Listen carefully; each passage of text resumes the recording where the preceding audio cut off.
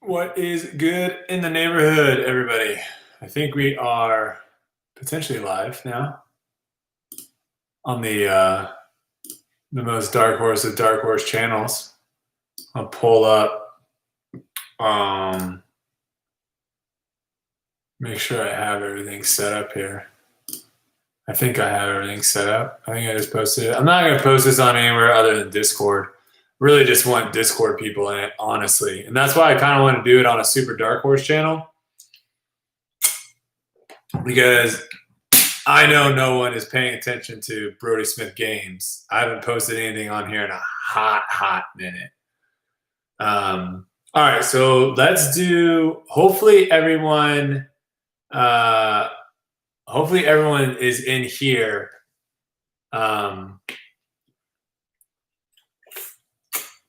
I don't know if that's Hunter or Paul, but if you guys want to join me, you guys are welcome always. I actually have no idea how to do that. I would have to probably FaceTime you in, to be honest with you. Because the setup I have here, there's no way I'm dropping people in. But I'm glad everyone is over here on YouTube, so that way I don't have to bounce back and forth. I might bring on some people in the Discord at some point in the voice chats for some, person or in-person questions. But yeah, I wanted to bounce on here real quick, mainly because one, Kelsey is not here. So there goes most of my night. Normally we hang out all night and she's not here. And two, I want to take a break from working. And three, I'm going to go putt after this. And I, wanted to talk to you guys real quick, answer some questions, and then go putt in the garage a little bit. So first off, how is everyone doing? I too want to take a break from working, says Sticks. Don't we all? I think we still have this hoodie available on the site, technician. The question is it in your size? That I don't know. And yes, I'm extremely thirsty, mainly because I was dehydrating myself, or was I just dehydrated? 2 rounds of disc golf. I think the perfect amount of liquid to get through 2 rounds of disc golf is a 32-ounce, two 32-ounce Gatorades and 1 water bottle. That is like the perfect mixture to get through 2 rounds of disc golf. And I only had a water bottle and 1 Gatorade today. So I was dying. I want to blame the tick shirt, but you guys need big boy sizes. I think we have 2XL or 3XL potentially. I think it's up there. What hoodie does exist on the site? Small, large, and extra large. No mediums. What the heck size is this? This might be an extra large. If anything, hoodies, you want them to be a little bit big, right? The heck? Is there no size on this? Oh, here we go. This is XL. This is an XL. So I would say they run normal size for hoodies, because this is like baggy, but that's how I like my hoodie. I don't like my hoodies tight. If you like your hoodies tight, I don't know what the heck is wrong with you. All right, I'm gonna bring up my notepad so we can light my face. This is the trick. You bring up a notepad because it's super white, and then it brightens your face off your monitor. Could you imagine someone just rolling around in a crop top hoodie that's super tight? All right, so I'm leaving for Virginia soon. Hey, can you not whine right now? I'm trying to have a live stream. Thank you. I'm leaving for Virginia soon. Going to meet up with the guys. We got a lot of content.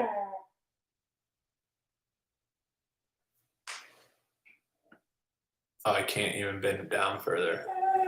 You're fine. You're on live stream. Is that all you wanted to say hi? Did you want to say hi? That's all you wanted to say.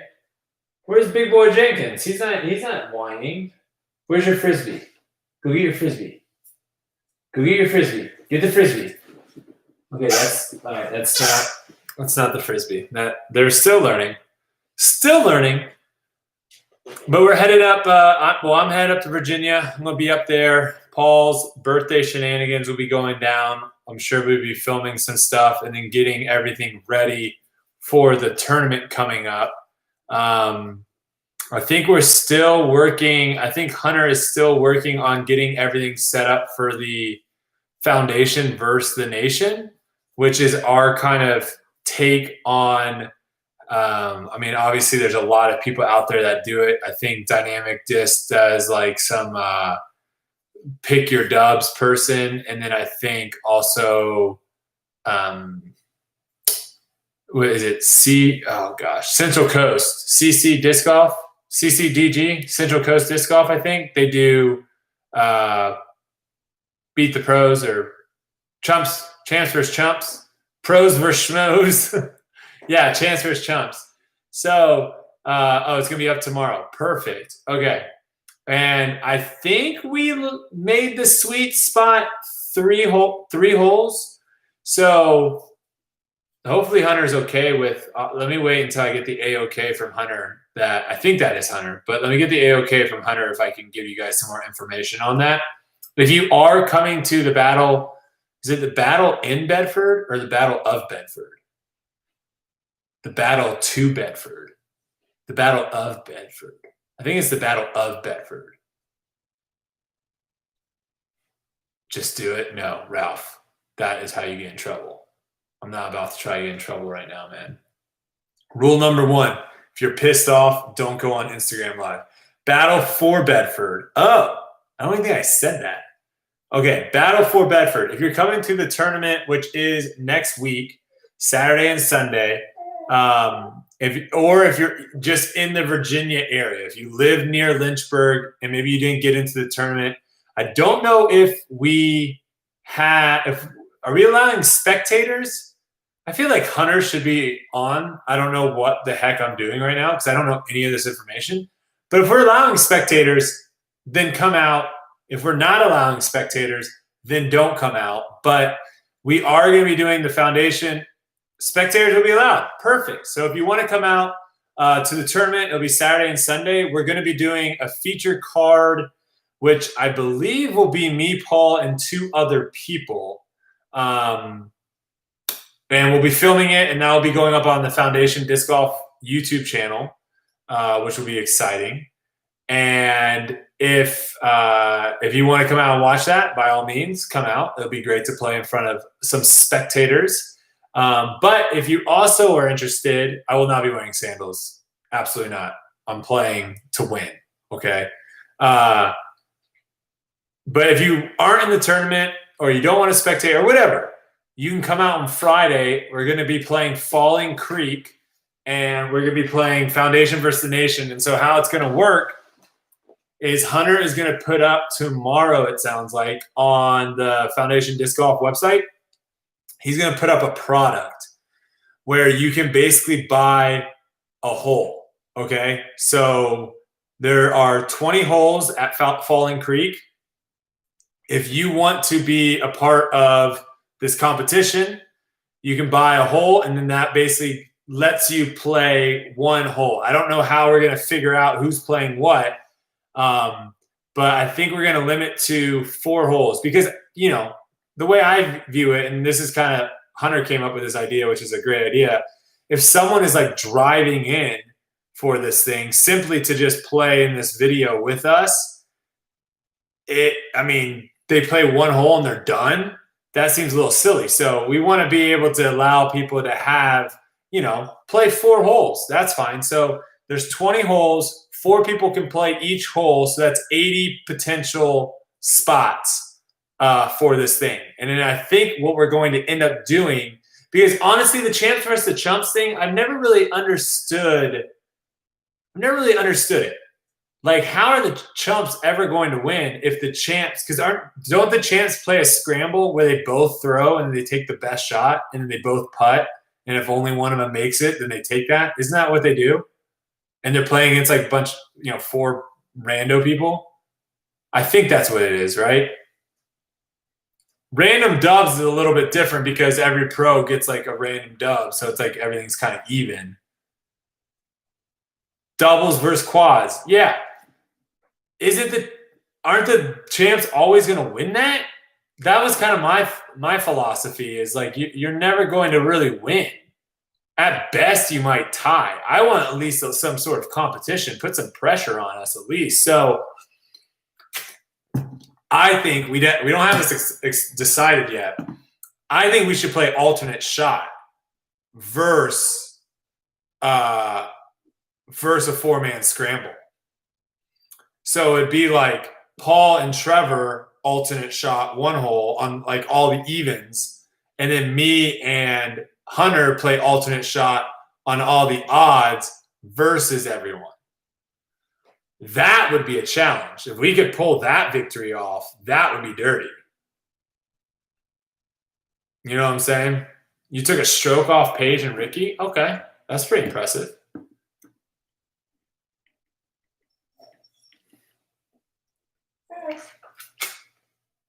And the champs throw another roller. Do you need to go to the bathroom? I mean, you have to go potty? Guys, give me 2 minutes. No, less than that. 30 seconds. I think he's about to crap himself.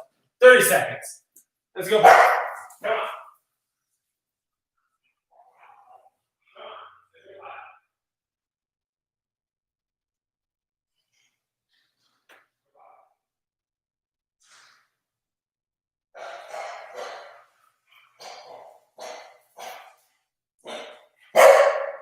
There's no one here. No one is here. This is literally no one here. All right, we're back. I'll grab him in like 2 minutes and let him do his business. He doesn't like you watching. He doesn't like you watching. Okay, so what was I even talking about?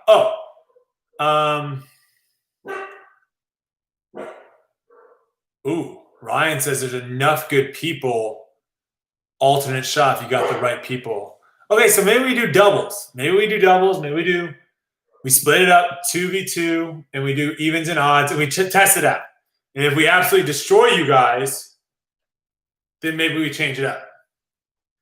Maybe that's what we do. But regardless, it'll be on the site tomorrow and you can basically buy 4 holes. And I believe each hole will cost $10 a person. So if you want to play 4 holes, and obviously we're going to be filming this and it'll be up on Foundation's YouTube channel. You can buy 4 holes for $40, and all the money that you guys are going to be paying is all going to be it's already actually paid for, but we're putting all that money towards a sweet deck that they've built on the course that you guys, if you're playing the tournament or you're coming to watch the tournament, I think it's on hole 10. I want to say it's either 10 or 13. Hunter's still trying to figure it out. But there's a sick deck that was built. So all the money that we make for this kind of event, we're going to be putting it all towards the course. Deck is on hole 13. So that'll be sweet too, that if you do end up, coming into this event, when you get to hole 13, you'll look at it and be like, dang, son, that's sick. And I don't know. I think that's good, man. Putting the money back into disc golf courses, making disc golf courses more enjoyable for people, I think is a good thing. Bradley, that's awesome, dude. You're going to get addicted, man. It happens. All you're going to be thinking about is disc golf, disc golf, disc golf. 15 by 15 deck. Oh my God. It's freaking massive. That's going to be dirty. I haven't even seen it yet, but I'm excited about it. So that is all that. I'm trying to think. Lyme disease is getting better. I just finished taking my doxycycline, so it's going to take a month, I think, for it to get out of my system. And then once it's out of my system, then hopefully, the sun and all that stuff won't be as bad. But I've been grinding here a little bit this week. I've been playing a decent amount and been doing a lot more field work. That's something that I didn't do at all leading up to.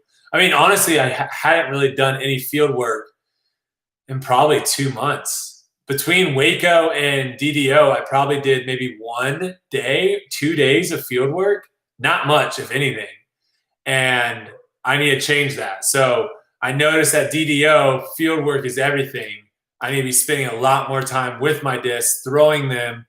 And so now I'm trying to not go overboard and blow out a shoulder or something, but I'm trying to slowly kind of do it a couple times. All right, the dog is barking. BRB. 1 second.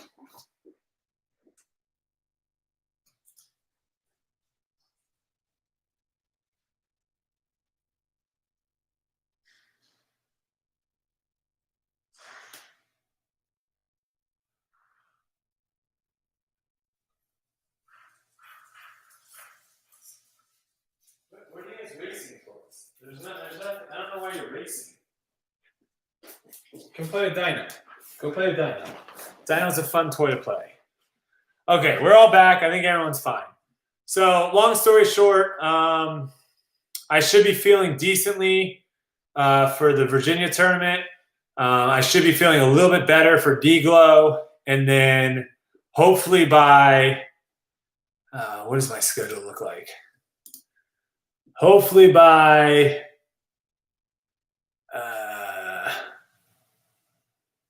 this thing's all jacked up too. Why is this thing all jacked up? I'm going to fix that. All right. This is going to go there. Get rid of that. So we have D-Glow, July 24th, the end of this month. Idlewild is the beginning of August. Ledgestone, middle of August. And then MVP is the end of August. So I'm hoping by MVP to start feeling better because I haven't even been able to really even work out. Like I was getting in shape and then I got this and now I can't really do much. So that is kind of all my stuff. My notepad is all out of whack. All right, let's answer some questions now. And I might pull some people in from the Discord too to do some audio questions, if that makes sense. But if you got a question, hit me in the YouTube chat. Yo, Brodie, I was just at a course a few hours ago and heard a guy telling his buddy to watch your YouTube channel because that's how he got in disc golf. Sick. Parking is going to be awful at Vinhorse. Any solutions yet? Bike, carpool, or Uber, I guess? I don't know. I didn't even know if it was a bad situation. Disc golfer's ultimate in terms of theoretical skill cap of each sport. Disc golfer's ultimate in terms of theoretical skill cap, meaning like, I don't know what that means. Theoretical skill cap? Does that mean which sport has more skill to learn?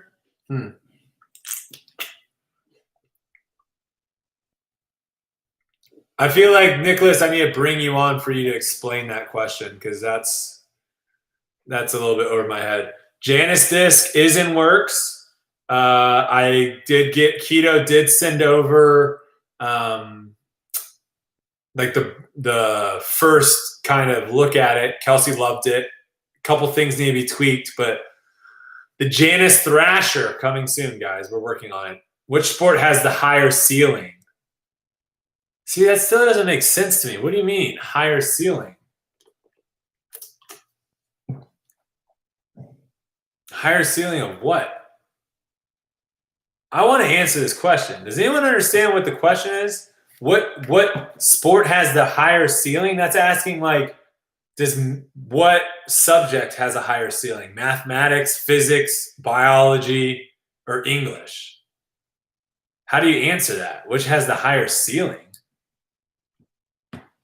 No, I feel you, Sticks. I know you're trying to help, but I'm trying to, like, you see what I'm saying? Which one is harder? Is that the question? Oh, I mean, ultimate frisbee is way harder. Yeah, ultimate frisbee is probably, I mean, they are different in different ways.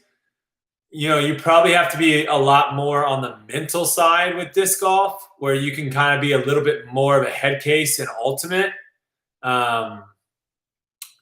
It's not, it's very difficult to compare, but I would just say, like, in disc golf, if you really want to be at the top level in ultimate, you have to be training all the time in the weight room, running tracks,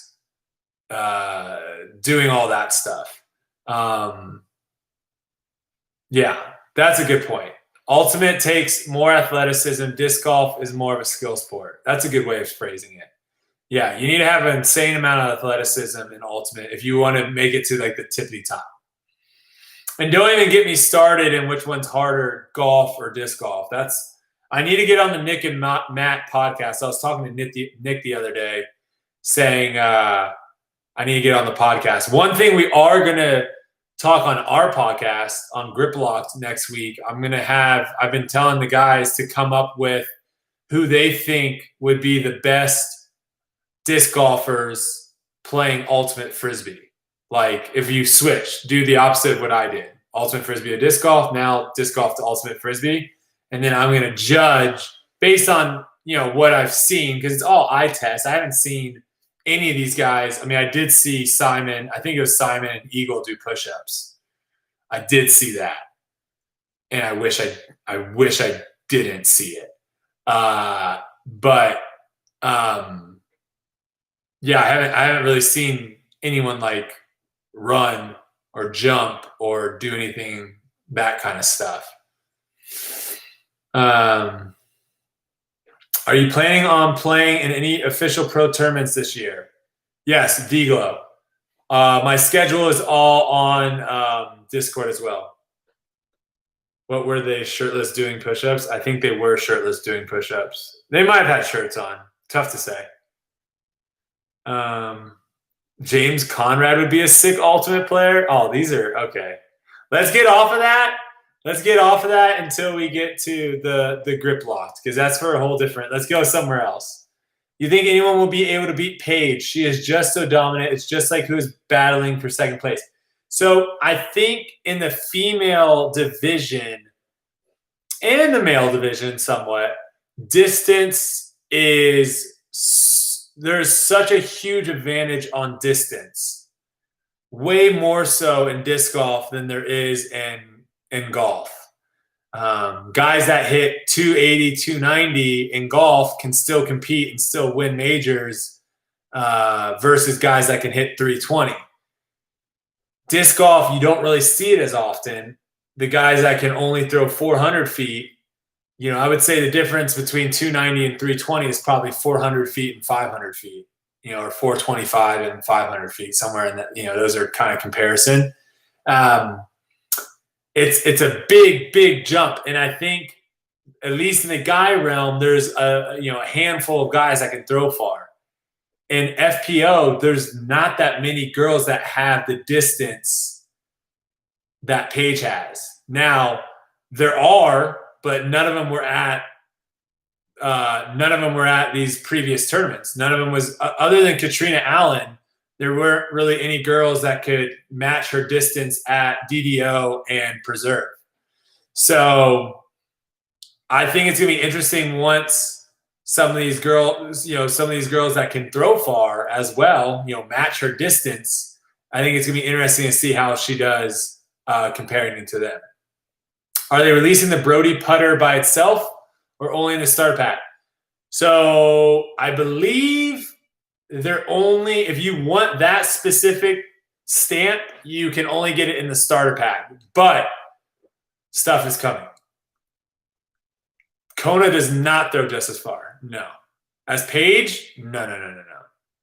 There's only a handful of people that throw just as far as Paige, but then there's other people that throw close to Paige. Kona, I do not think is in either one of those categories. Any thoughts on that, Brodie? A disc golf event comparable to the Pro Bowl in football, just so viewers can see their favorite pros' individual skills? I'd love that. I'd love that, like a putting, an accuracy thing. Could have some like skip challenges. Kelsey will be able to throw 400 soon, I'm sure. Maybe when she gets the Dark Janice disc. If she gets the Dark Janice, maybe.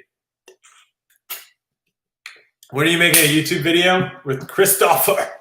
Me and Paul are trying to make it out there, I think, this year, potentially. So it might happen this year. Missy will likely keep improving under Paige's toolage. That's a great word. I love that word. So I think Missy playing on a course, on a shorter course, if she's playing well, I think she could, as of right now with how she's playing and how she's putting, I think she could give Paige a run for her money. But on longer courses, it's very difficult. How many channels do you have? More than you can believe, brother. I've been doing YouTube for a long time. More than you can believe. Can you beat Paige? We're going to find out. We're going to find out. I'm going head-to-head against her at D-Glow. So we're going to do a little Brodie versus Paige action. I'm going to try to do that more often. People really like the one with me and Hunter. So I'm going to try to do that more often. And I think Paige's rating right now is right around a 980, even though she's been throwing 1,000 rated rounds. So she's probably playing closer to 1,000 rated. But I'm going to keep doing that. I think people like that. Are par twos unreasonable? Yes. No, I don't. If anything, we need less par threes, more par fours and fives. How far is your garage putt potentially? I can push it all the way back to about 34 feet, 34, 35. We got to get Pat on the disc golf course. I actually was just talking to Pat the other day. Back or front tees versus Paige? We're gonna play where I will be playing, where the MPO will be playing. So same tee box. We'll both be playing from the same tee box, which will be wherever the tee box the MPOs play. We need a DP disc golf trick shot video. That'd be dope. Do you practice circle two putts outside in the backyard then? I haven't really been practicing circle two putts that much. I feel like it's weird because you don't have unlimited practice time. As crazy as that sounds, you don't. It's just impossible to practice every aspect of your game. And for me right now, putting inside of 30 feet, getting that dialed in is way more important than my circle two putts. Now, maybe a year from now, when I've actually had you gotta remember, I've only been doing this for 6 months. I haven't even had that many putts at 30, 25, 15 feet. I haven't. So until I get comfortable and really have that dialed to where I feel like the only way I miss it is if I do something stupid, I don't feel like spending too much time with the circle two putts makes a lot of sense. Tips on helping my putting. I can throw 300 pretty consistently, but miss what should be easy putts. That's such a hard thing, man. Because there's not one correct putting form. Everyone putts differently. But I think the most important thing is finding something that's comfortable for you and something that's repeatable. And then once you figure that out, then you just try to keep doing it over and over and over and over again so it becomes muscle memory. Like someone like Paul can take 2 or 3 days off and not putt and go out and still putt amazing. Where someone like me, I take those same days off and I go out and I try to putt and I'm all over the place. I don't have the muscle memory down yet. That you got to get the muscle memory down. Thoughts on Simon's Instagram post? Oh, yeah, a lot of people have been talking about this. What did he say? Let's read it.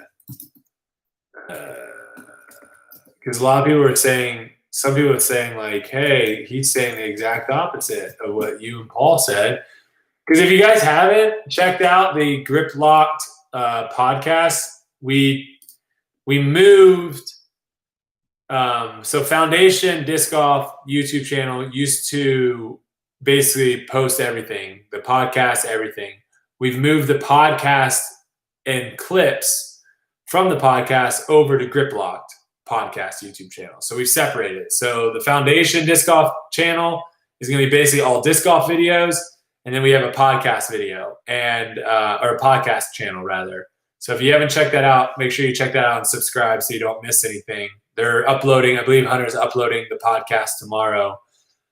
And then I think we're going to be posting clips from the podcast, I believe on Tuesday, either Monday or Tuesday. I'm not entirely sure. I can't remember. Can't keep up with all this stuff. But we just posted a clip of me and Paul from a podcast talking about how we feel like disc golf's too easy and we need to make disc golf harder.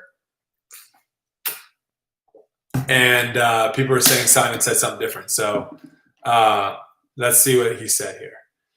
Last weekend, I played my first event in Minnesota. I love the course. I wish we had more courses like this. Good shots will have good results. Bad shots will have bad results. I think this was the most fair course we've ever played on tour. No gimmicks, no holes. You can blow the whole tournament on. Oh, no holes you can blow a whole tournament on. 4-way tie for the lead before the last hole. That has nothing to do with anything. Paul wasn't in the tournament. If Paul was in the tournament, he could have had a 10-shot lead. That just means 4 people all played roughly the same. But anyways, top 10, all within striking distance. Again, that has nothing to do with the course being easy. How doesn't everyone see that this is what disc golf could be? The amount of lucky and unlucky things I see each and every week on all the other courses we play is ridiculous. Last weekend, I barely saw any luck or bad luck. I saw skill and I saw mistakes. The lucky and unlucky shots I saw at DDO the week prior, I couldn't even count on 10 hands. By lucky, I mean a bad shot that got a good result, and by unlucky, a good shot that got a bad result. Which is interesting, because didn't he get unlucky on the final hole? Didn't he throw a shot that he thought was perfect, and then the wind knocked it down? Yeah, Sticks just said, yeah, and that basically eliminated him from winning. But I guess he's saying more like the course, having the course make it unlucky versus the wind, I'm guessing. I'm not sure. Let's keep reading. By unlucky, I mean, okay. Thank you for keeping it real. This course could have easily been destroyed by OB lines everywhere. I hope the course designers and tournament directors were watching. Let us play freely. Let us attack and let us scramble. I did not see any scrambling.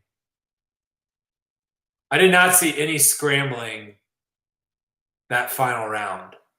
I could be wrong. Was anyone scrambling the final round? Does anyone remember? I remember Eagle threw some crazy shot, some crazy roller or something, 700 feet into some trees. And he was halfway in bushes, halfway not, and just had a pretty clean approach for an up and down. But I'm trying to think, was there anyone that at any point was really scrambling? I mean, the fairways were pretty big.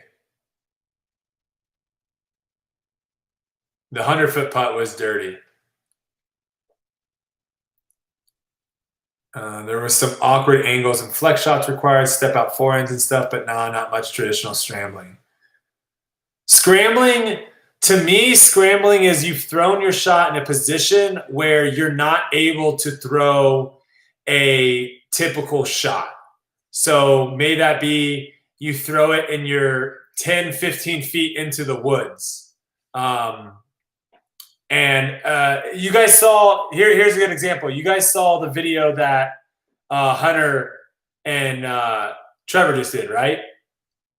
Everyone saw that video? You remember when Trevor was deep in the woods and he literally was like, if I get this out, this would be amazing. And he threw a hammer or something through the trees and it landed right underneath the basket, and he was just like shocked, and Hunter couldn't believe it. Like, that's a scramble shot. Like, he had to throw electric, exactly. Like, he had to throw something. He had to throw something unconventional, and he had to make something happen out of really nothing. So let's see. Okay, so let me just finish. Let us play freely, let us attack, and let us scramble. Let us average 14 under par. Oh, that's disgusting. To win a tournament. We are not like golf. Whoa. Where'd this go? Oh, we are not like golf. We don't need 10 miles of string around the course to let us know that being 1 inch more right versus 1 inch more left can change the entire event for us. OB should only be a safety rule. I've read multiple comments of people watching the event that it was one of their favorite disc golf events to watch. Okay. I've heard the commentators say it was one of the funnest events to commentate on. Okay. It wasn't a fluke or a coincidence. Rant over. Congrats. Okay. So some things to unpack from this.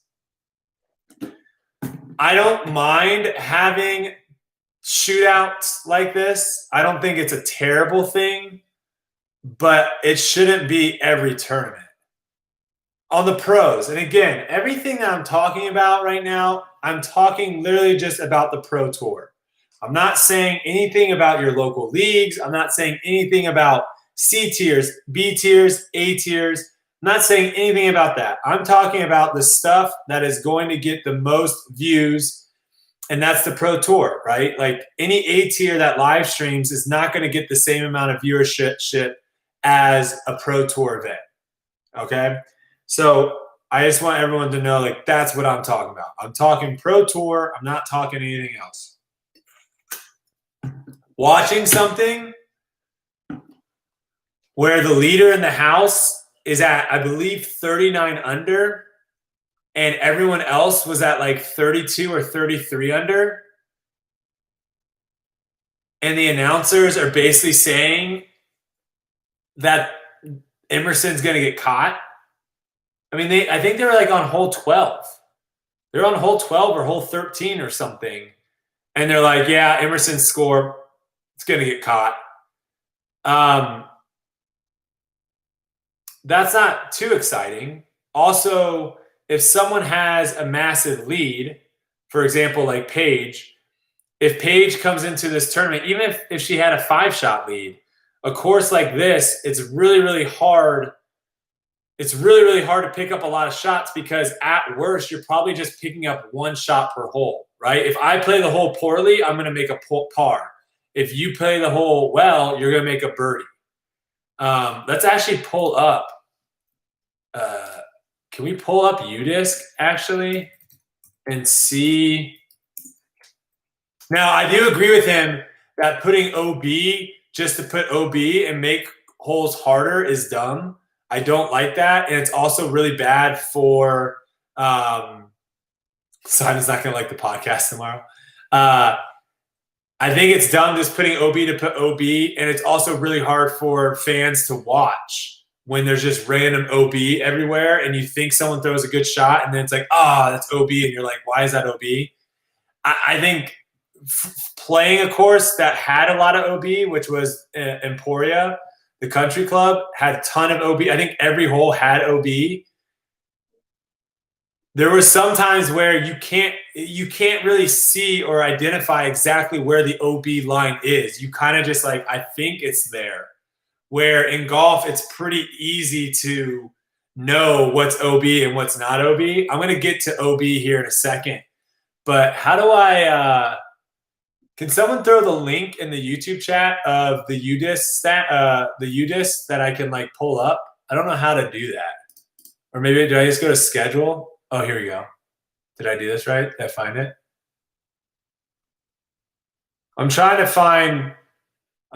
go into the, preserve. Oh, here we go. All right. Oh my gosh. Okay. Here we go. You guys ready for this? You guys ready for this? And this is my point. This is my point exactly watching something.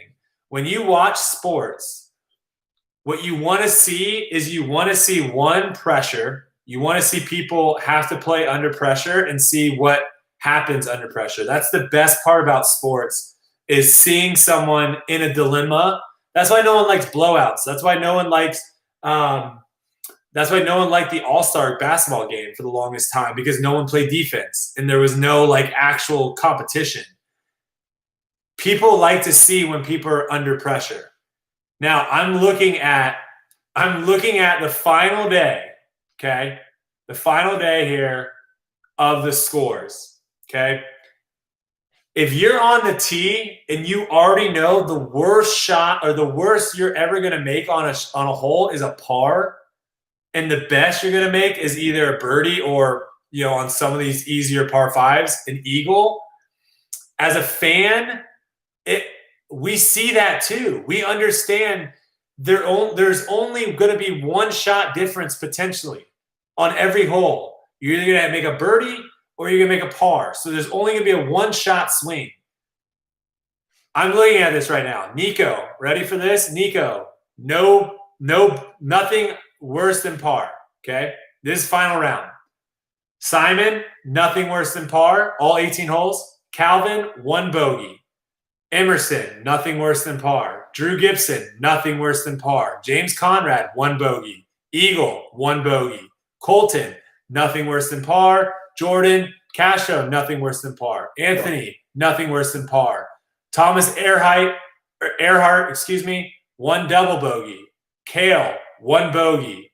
Colin, 2 bogeys. Kyle Klein, no bogeys. Ben, no bogeys. Ezra, 2 bogeys. Eric Oakley, no bogeys. Do you get my point? And again, I'm not talking trash. I think the event was done really, really well. Don't take it as I'm talking trash to the event. I think the event did really, really well. I think something that disc golf is going to have to try to figure out is how do you have those big swings? And I understand some people like watching this. Don't get me wrong. Some people love watching basketball teams that don't play defense and they're dunking on each other and they're shooting threes, and that's fine. But to me, going into hole 18, granted you had a 4-way tie, but going into hole 18 and the talk was whoever eagles this hole is going to win, versus having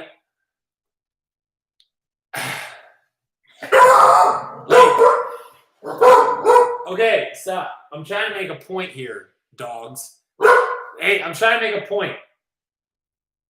Par doesn't matter. Yes, par doesn't matter. My point is, I don't care if it does matter in a sense, because honestly, if golf has been around way longer than disc golf, so as much as people don't want to be associated with golf, we are basically the counterpart of golf. We do the same exact thing except with a disc. We throw it instead of hit it. Everything else, all the rules, everything else is pretty much the same. So we have to compare ourselves to golf because that's what everyone else is going to do, because it's basically the same sport just with a disc. And this is coming from someone that literally just played golf. One of the reasons why I love disc golf so much is because I love golf, but I also love throwing the Frisbee. So it's literally perfect. It's like the best combination.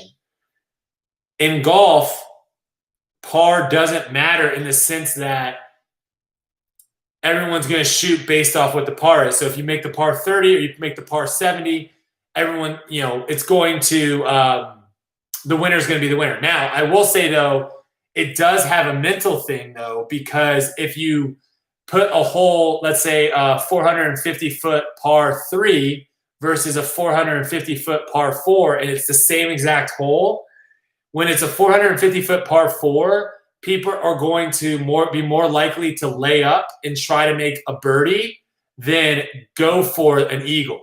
It's just the way it is, right? Now, if you can throw it that far, you're probably going to go for it regardless.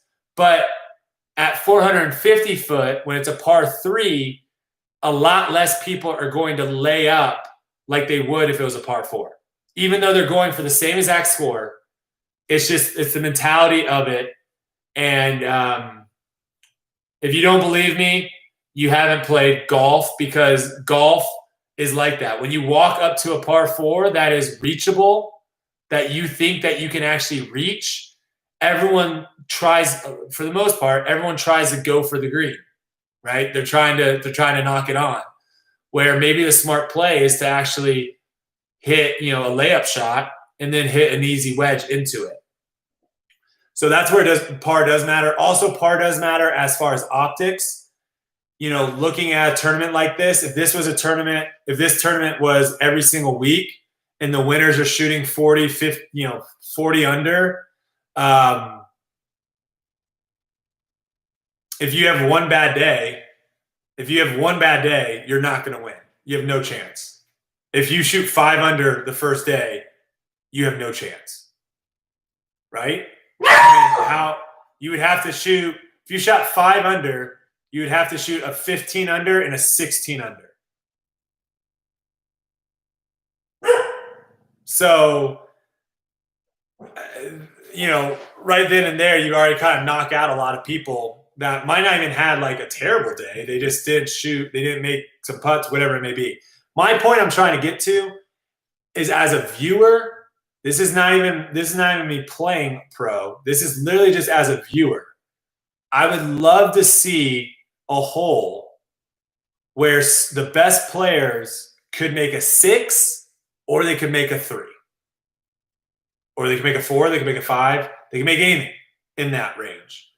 I would love to see it. Where right now I'm looking at this, one person in the top 17 made one double bogey.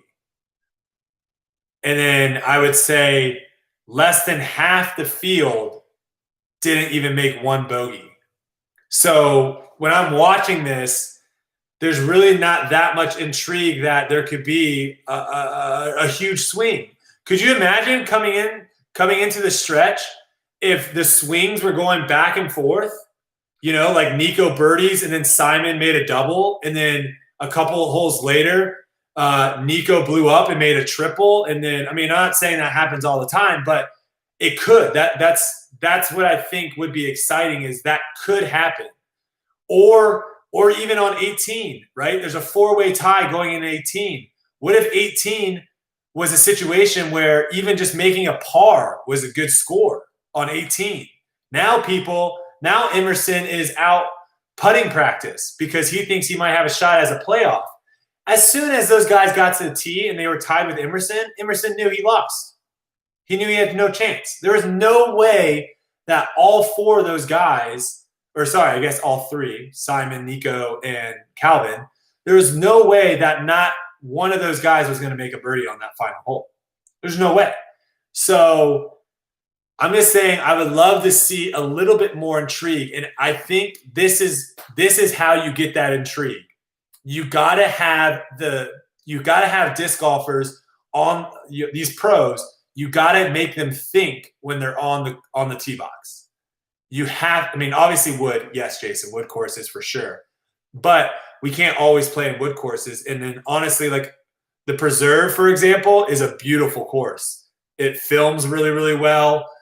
It would be great to have a lot of people out there for spectators. A course like that is a lot easier to market versus a super tight wooded course. Super tight wooded course, hard to film, hard to have spectators on. There's a lot of difficulties with a super tight wooded course. Where an open course, you can have marketing and sponsors and a lot of that stuff, and you can have 5,000 to 10,000 people on the grounds watching, and they're not going to be in the way. They're not going to be like hiding behind trees and all that stuff. So I'm not saying this course is bad by any means. What I'm trying to say, though, and again, I'm not saying let's just throw OB all over the course. Hear me, get this, okay? Let's actually go to this. 2019 UDisc USDGC. All right, can I find that? Can you guys post links in the chat? Are you guys able to post links in the chat?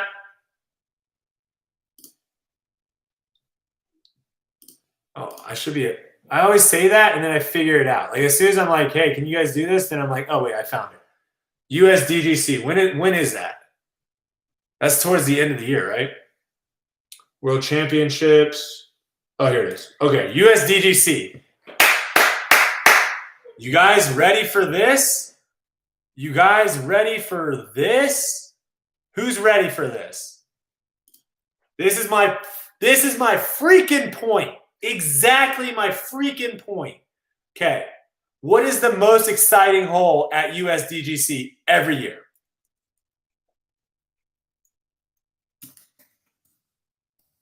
I'll wait.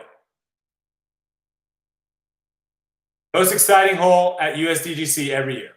Obviously, some people might be different, but overwhelmingly, what is everyone's most exciting, like favorite hole to watch?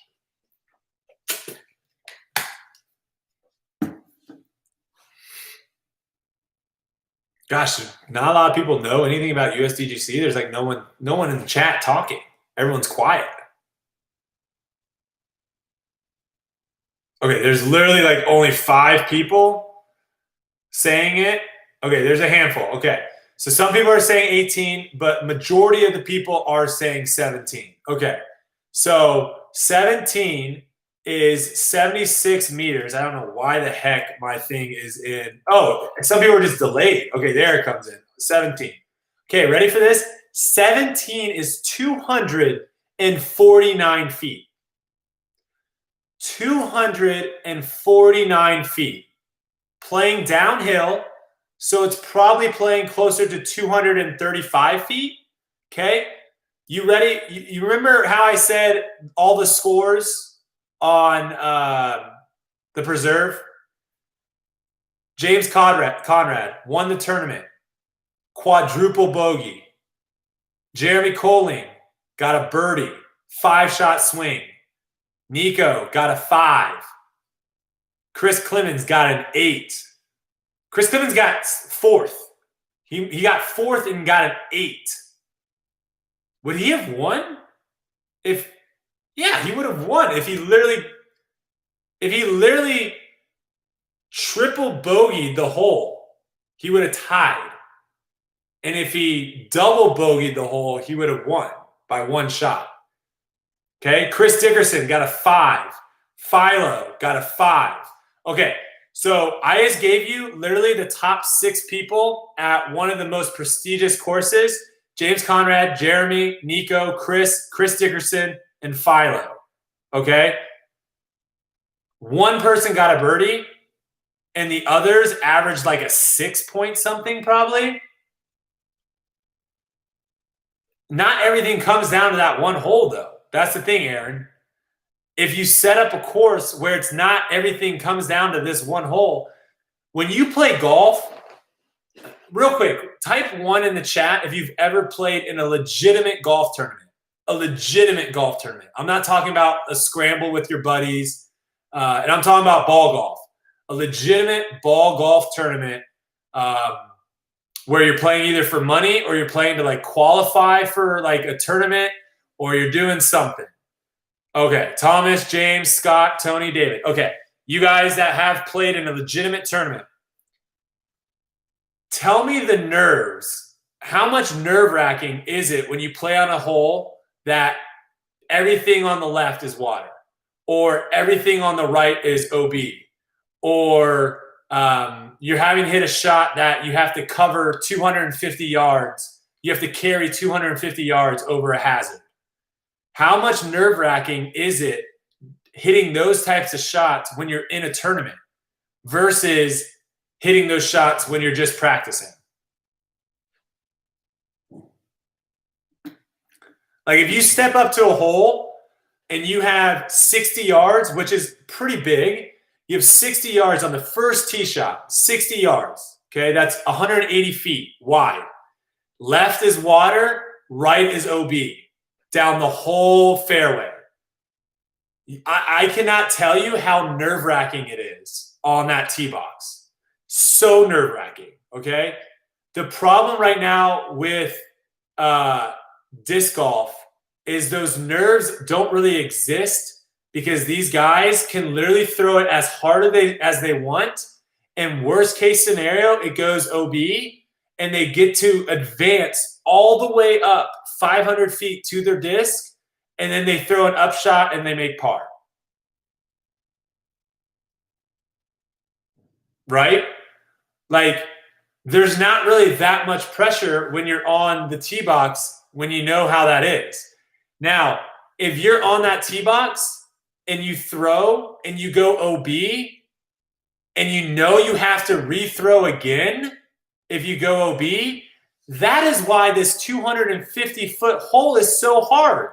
The reason why the top 6 guys all butchered this last hole except for Jeremy, the reason why is because they are standing on that tee box and they know if I don't throw this shot in this green that is honestly massive. For 240 feet, it's a massive green. Okay?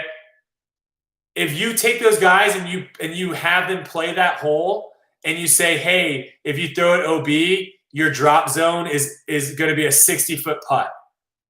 And you're putting for par from 60 feet. They're probably all landing it in because they know in their head, they know, oh, if I don't throw this perfectly, I have a 60-footer. Who cares? So the pressure goes away. If you're standing on that tee box and you know, hey, if I throw this OB, I have to literally go back into my bag, grab another disc, and throw again, that changes things absolutely completely. Mental. And this is what I'm talking about. Right now, there's not enough mental in the game. There's really not. Because people can literally just go up to the tee pad and just chuck it as far as they want. And there's not really for most part on some of these courses, there's not really any sort of repercussions for throwing it like that.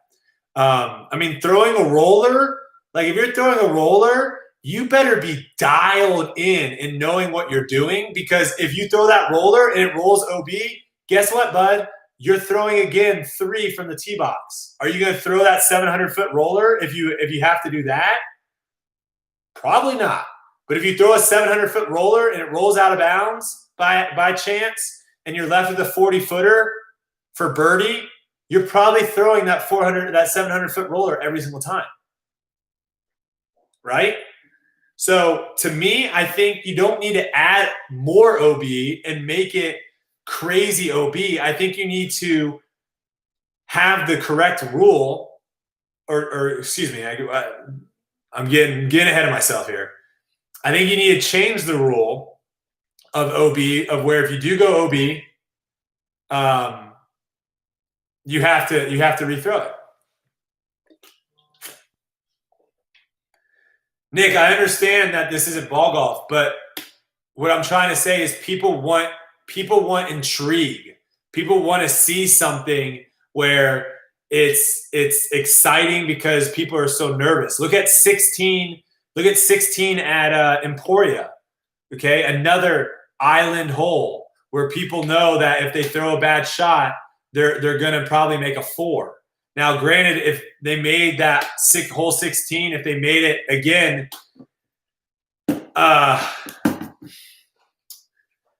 it's frustrating when people don't want to like open up for just like a conversation about it. Well, Nick, if you just say, hey, from what I heard, the people love watching the Preserve. I mean, way more people watch the Emporia Championship than the Preserve. So there's that. Less people tuned in on Sunday than Dynamic Disc Open. And I don't want to be stressed watching golf, says Chris. Why would you be stressed? Do you get stressed out like watching like UFC, like when 2 people are literally going into the ring and one of them potentially is going to get knocked out? Does that stress you out as well? And I'm not saying there needs to be more island holes. I'm not saying that at all. Well, yeah, obviously the people that don't want the change, are the people that are doing well with how the game is set up. If I was winning all the tournaments and doing all that stuff, I wouldn't want it to change either.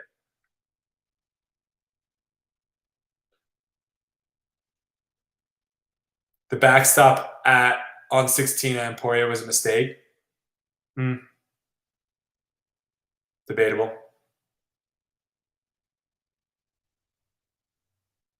The last couple of tournaments were still exciting coming down to the end. Unfortunately, the coverage doesn't create enough tension.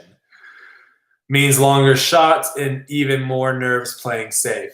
What I'm trying to do is I'm just trying to open the conversation, right? I'm trying to open the conversation because we're having a lot of people come into this sport and they're watching it for the first time with new eyeballs.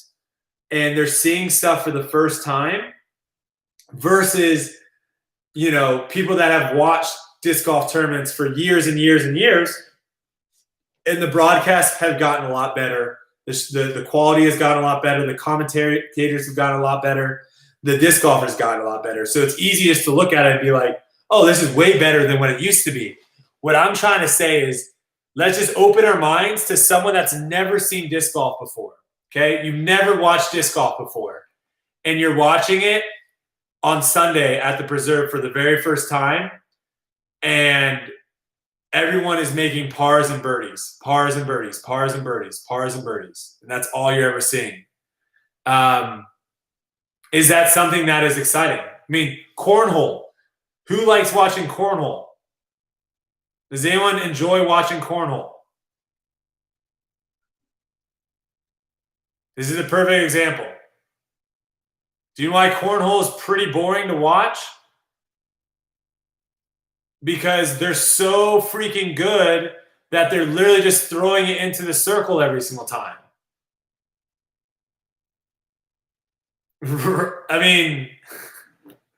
I guess if there's nothing else on, you can watch it, but are you turning into cornhole every week? That would be a better question. Would you literally watch cornhole every single week? Or are you essentially going to see the same thing that you saw the week before? Right? It was kind of lit. Yeah, it might be lit, but you're not tuning in every week. That's my point. You're not tuning in every week. And another thing, if we really want to keep going with this, let's talk about the final putt with Nico. What would the general reaction be from disc golf fans if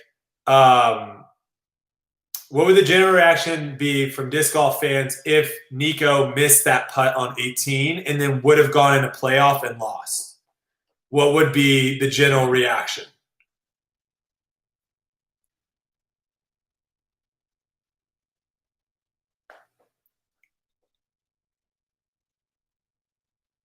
I think it's a little delayed, so I'm waiting to hear what you guys have to say on it. Excited? No. How would people explain what happened to Nico? I guess would be the what I'm trying to get at. If he missed that putt on 18, went into a playoff and lost, don't say how you would feel, but what would people say about Nico's performance on missing that putt on 18, which I think was like a 25-footer, I believe. He blew it, nerves.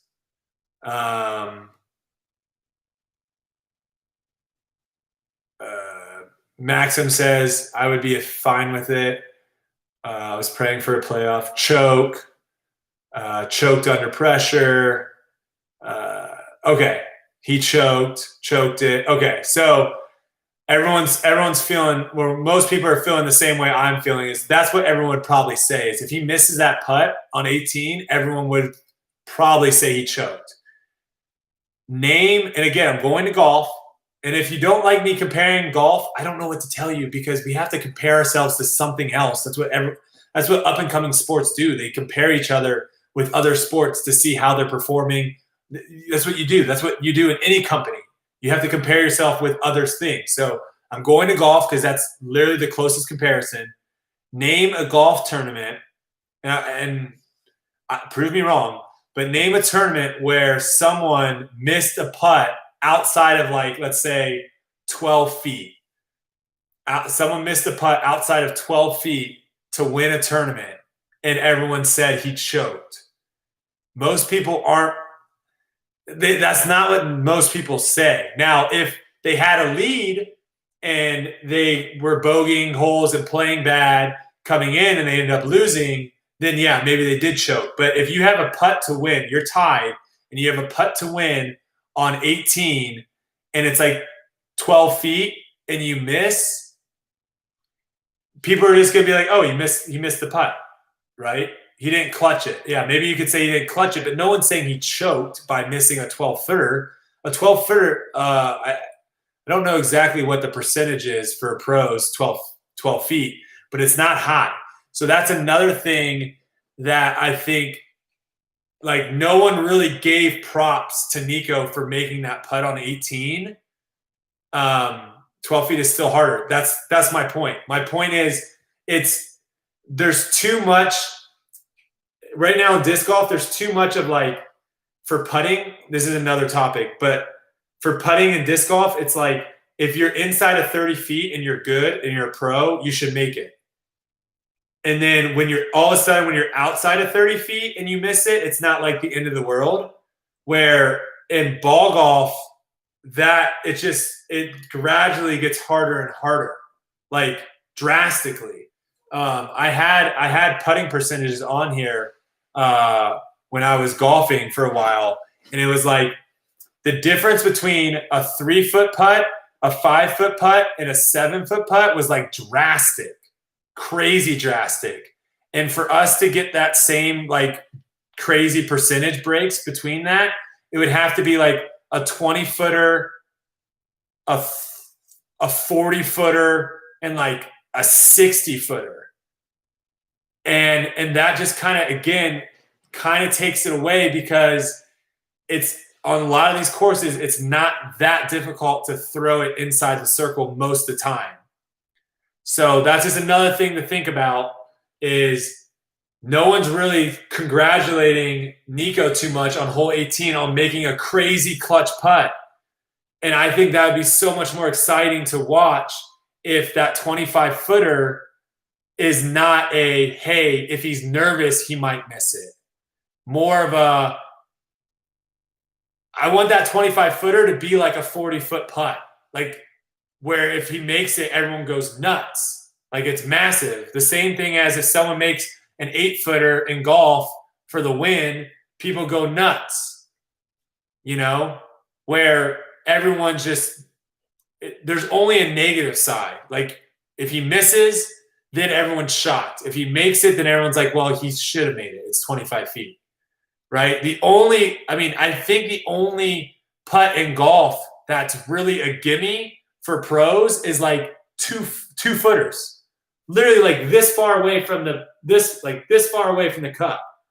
Everyone's like, all right, he makes it. If you have a 3-footer and it's downhill, a slider right to left, 3-footer. If anyone's played golf before and you had a 3-footer on a fast green, downhill, right to left slider, you're not walking up there in a tournament thinking this is automatic. And that's from 3 feet away. Anything inside of 20 feet in disc golf is automatic for pretty much everyone, all the pros. So that's something else to think about. Yeah, you're walking up there, your palms are super sweaty, you're super nervous, you're like, holy cow. And I know people don't like elevated baskets, but hole 17, Nico doesn't lay up if that basket isn't elevated there. If that basket isn't elevated on hole 17, he doesn't lay up. He goes for it because he knows if he misses, he's still going to be in bounds. Where an elevated basket, he knows if he misses it, it might be in the water and he might have lost. So, yeah, I can go on and on that. How do you correct that, Lo? What do you mean, Brandon? How do you correct what? This isn't for you, Nicholas. Time for elevated precision baskets. Oh, man. You have no idea how passionate I am for golf. The easy. Oh, how do you correct the easy putts? So you gotta. I mean, the easiest way of correcting it is making a smaller target, right?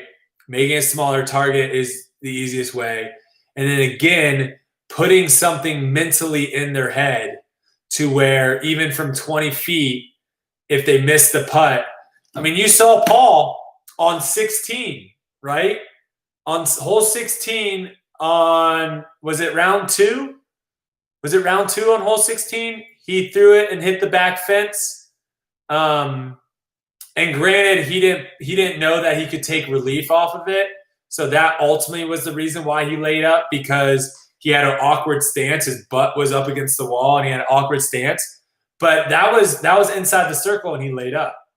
I think you got to do more stuff like that to where you're making players uncomfortable, because in golf, if you have a straight putt, like no break, and it's longer than like 6 feet, and we're talking about like PGA Tour events, it's pretty rare. It's pretty rare for a PGA Tour event to be at a course where you're going to have a putt that is no slope, no break, dead straight, outside of 6 feet.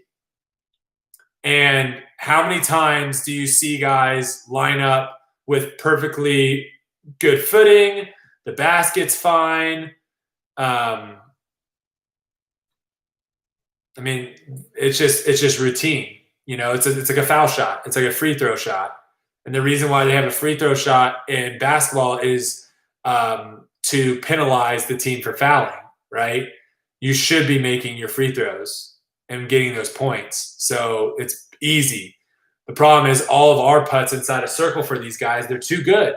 These pros are too good. You know? I mean, I would love to see someone have a 20-footer and be nervous about it. Not think that they might miss it every time. Not just on hole 18 because it's for the win. Like every time. You know, if a 20-footer, if we could make a 20, like the best putters in the world, if a 20-footer for the best putters in the world could be like 75%, that would be insane. Do you think it would take away the ace runs? Hey, golf has way, way less aces than disc golf. Okay?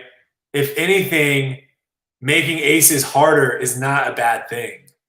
Because now when you make an ace, it's even a bigger, crazier thing than what it is now.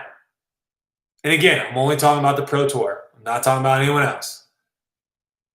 You know, I'm not talking about anyone else. I'm talking the Pro Tours coming in. If it's smaller baskets, they're coming in with smaller baskets. They're putting them in and they're taking them out when the Pro Tour leaves. So everyone that plays that course normally it's the same thing. A PGA Tour event, when they come in, depending on the event, they shut down the course for like a month, sometimes 2 months prior to the event. You can't play on the course. The course is shut down because they come in and they do all the stuff they need to do to make the course harder. Where right now, for the most part, when a tour event comes in, they just, like what Simon was saying, they just lay rope everywhere, you know? So what do you guys think? Agree, disagree with my points? What are your thoughts? Can we come with a mutual agreement on some stuff? It's hard getting an ace on camera too, because you're only filming like 4 people. DDO did better with the live viewers because of Paul playing and there being no post-day coverage. It was also the first live event we had back. Everyone's mentioned to watch.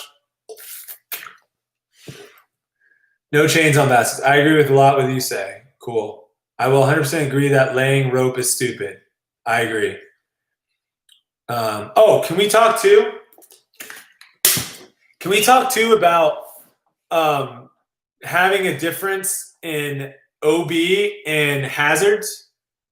Do we feel like there needs to be both on every course? Like there was no hazards. There were really no hazards other than, well, I guess 16, the water was a hazard. I just think you need to have OB to where if you throw it OB, you have to rethrow. No matter where it crossed, any of that. Rethrow. Also, that takes away, raise your hand, and I will literally raise my hand right now. And I played 2 rounds in Waco, and I played 2 rounds at Emporia. So I've played 4 rounds, and I've already seen people make some sketchy calls when it comes to OB. So raise your hand if you've also seen people make sketchy calls when it comes to OB, where they're like, it crossed up here, it crossed up here. When you know for full well that disc never crossed up there, and it crossed way back there. But they're like, oh no, it skipped and it shot out, and now all of a sudden they're taking their OB shot right by the basket. And you're just like, what the heck are you supposed to do? If you throw OB and you take that away to where you have to re-tee, that goes out. Like a lot of those situations go out the window. You can't really technically cheat anymore or say, hey, that went out of bounds way up there. So I think, that's a good thing. And then I also think hazards should be the only time that you either go to a drop zone or you play it of where it went in the hazard. So if you have a hole like this and all this is water over here and you throw a big shot down the middle and it skips and goes into the water, you play it where it went in the water and you're throwing 3. Similar to how the OB rules are now. That's what hazards should be. And I'm okay too with even having some hazards. I think it's dumb having a hazard where you can play out of the hazard and still throw. I think that's hard to explain. If you have like a sand trap as a hazard, I think that's hard to explain of like, hey, if you throw it in this sand trap, you can throw it out, but you're throwing it with a stroke penalty. I think that's difficult to explain to a new viewer. So I'm not sure how to do that, but I think you have to do drop zones for the hazards, or you play it where it went in the hazard and you're throwing 3 from there. So if you want a sand trap to be a hazard, which personally I think on a par 4, a sand trap is awesome to throw in and have people try to throw out. I mean, you saw people were struggling with the sand traps on 18, right? People were struggling with those sand traps. It makes it awkward, makes it uncomfortable. Right now, if you throw in the rough on a disc golf course playing in golf, there's no difference in throwing in rough versus throwing in the fairway. There really isn't. So there needs to be something that makes it a little bit more difficult. And, you can't, unless, the preserve can. How dirty would it be if the preserve grew the rough on that course to like 4 feet? If you throw it in the rough, have fun trying to throw out of that. You can't run up. You're going to have you're going to have to throw it from like chest high because, the grass is in your backswing. So many ticks. But that's the problem, is because we throw, for the most part, it doesn't really matter too much the different terrain underneath our feet. What matters is slopes, though. Slopes do matter. And I think that would be sweet to see, too, is more slopes where you have to throw on crazy angles to where you now have to place your shot off the tee because you don't want to throw it on and have it throw too far because now you're throwing on like a super steep decline on your second shot that you're trying to throw 400 feet, which is really difficult. So, yeah, a natural change. Exactly. I like that. Strategically placed ticks. Oh, man. Forced to throw a scuba out of the rough. So, yeah, I think there's a bunch of different things But to say that, I just have to disagree with the sentiment that you want every course to play easy. I mean, I literally just showed you one hole on USDGC from the top 6 guys, and they went collectively in that one hole from literally the top 6 guys. They went 4 over, 1 under, so 3 over, 5 over, 10 over, 10 over, 12 over. They went 14 over on one hole collectively, the top 6 guys. I don't even think the top 6 guys at Preserve had 14 bogeys combined throughout the entire tournament on every for I don't even know how many holes that is. What is that? 18 times 6 times 3? That's way bigger than I want to do. So again, and I can give you so many examples. Football wouldn't be interesting to watch if every single time the offense got the ball, you knew they were either going to score a touchdown or a field goal. It wouldn't be interesting. It wouldn't be as nearly interesting to watch if there was no chance at a fumble, if there was no chance at a pick 6, if there was no chance at them going for it on 4th down and not getting it. It wouldn't be as exciting. Just as watching hole after hole after hole where the worst score is going to be par.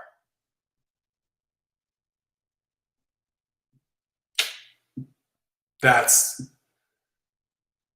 my no. Nick, I got to disagree with you there, brother. Patrick Mahomes, they're going to either score or get a field goal. I bet they don't even score 50%. Oh, don't make me prove myself.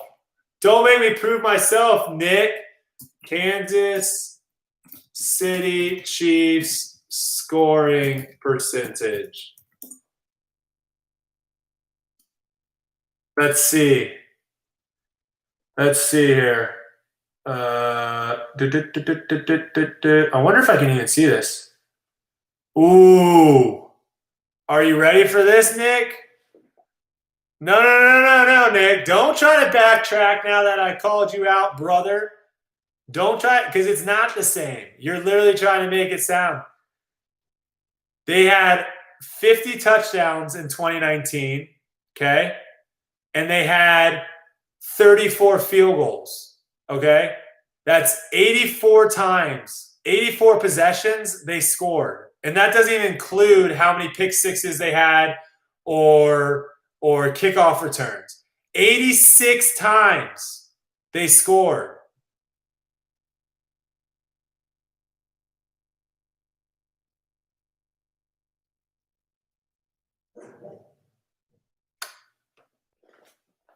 Now, I'm not like a crazy math person, but I'm pretty sure in a game of football, the number of possessions that each team has normally is like in the teens, I believe, like 15 possessions. And that might even be low. That might be even low. So that is probably low. So they scored 86 times. I don't even think that's half the number of possessions they had. So I don't know. When I'm watching the Kansas City Chiefs, I'm watching it and I'm thinking in my head, they have a 40% chance of scoring. And you're telling me that's a team that scores the most in the NFL, and it's a 40% chance. And that even might be on the high side. It might be even lower than 40%. I don't know how many possessions they had. Yeah, I'm not even sure. I wish they showed you how many turnovers they had. But yeah, crazy math person. Well, I was a math teacher for a bit. So it kind of proves my point. Watching NFL, man, it's exciting because you don't know what could happen, man. You don't know. The chance of a pick 6 is very small, for sure, but it could happen. A scoop and score, very small, but it could happen. You know, a sack, not great, but it could happen. I don't know. That's just my thought. All right. Yeah, defense is the variable that can't be expected in football. I love it. Yeah, exactly. We need to add more variables to get these guys thinking more. I graduated with business. Today we're going to be learning about the dark horse number pi. Yeah, but you could also rim a putt and roll away 40 feet into OB. You could. Happens very rare. Very rare. Thoughts on Mandos? I don't mind them when it makes sense. When you want to make a hole more difficult, I don't mind it. I think Mandos, personally, are for courses that do not have the natural ability to make holes difficult, right? Like if you want a tunnel shot, like the tunnel shot at Preserve was perfect. 17 at Preserve was perfect. There's literally no other way of getting that disc close to the basket versus piping a perfect throw down the middle. There's no other way. They didn't need to make Mandos to make it go down. I think, again, talking about the Pro Tour, because some people are saying Mandos are for safety. Again, the Pro Tour, Mandos shouldn't be for safety because you're running the event. You should be able to have spectators. You're controlling the event. You should be able to have spectators where they want to and where they shouldn't be. Where, like some of the courses I play here, they're in a park. So you have random people pushing strollers and all that stuff. And you don't want people chucking discs down towards, maybe it's a better line, but you're throwing it over the sidewalks. You don't want that, so you put a Mando. At a Pro Tour event, the whole thing is controlled. You are in control of it. You shouldn't have a Mando strictly because you don't want it to be thrown over someone's head. Well, just don't make people be able to stand there. Literally rope it off and not let people stand there. That's how you solve that. So I think Mandos make courses difficult that aren't able to be difficult, if that makes sense. Like the hole in Waco that we played where some people like literally just chucked it out. It was a really, I can't remember what hole number it was. I think it's like 14 or 13. A pretty hard shot off the tee, but some people figured out, hey, there's this huge gap on the right to this massive field. I can just chuck it out into this massive field and then throw like a hammer or a thumber or something over the top. And they basically broke the hole that way. You can't really do that in golf. That's not really a thing. I think there was one hole that Bubba, I can't remember what it was, but Bubba like launched it. Like it was a dogleg right, and he literally like launched it 90 degrees off the tee pad. But he had to hit a ridiculous shot for that to make sense. I'm cool with that. I'm cool with like if you pull off an insane shot, like the hole 17 at Waco. Hole 17 at Waco. If you want to try to pull that insane shot and just throw it over all that stuff, and you pull it off, that's fine. There shouldn't be a Mando there forcing you not to be able to do that. But there should be a Mando when you can break a hole and make it way, way easier and not throwing it down the way it should be thrown.